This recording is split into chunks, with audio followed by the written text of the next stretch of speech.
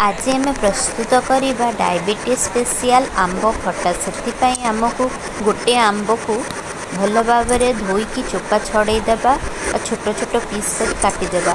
गुड़, रसुण, अदा, चना डाली, बिरी डाली, पंचफुटण, पानमधुरी, मेसिंगा पत्र और सुखा लंका दरकार।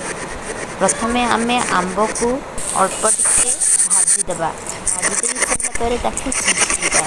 से गुड़ पकेवा। पानमरी को भाजिकी गुंड कर तेल हिंगु, चना डाली, बिरी डाली, पंचफुटण, सुखा लंका सिझीथिबा आंब को पकेदेवा। प्रस्तुत होगा आंब खटा। देखो यहाँ डायबिटीज रोगी बहुत बढ़िया। ट्राए कर मत कहूँ।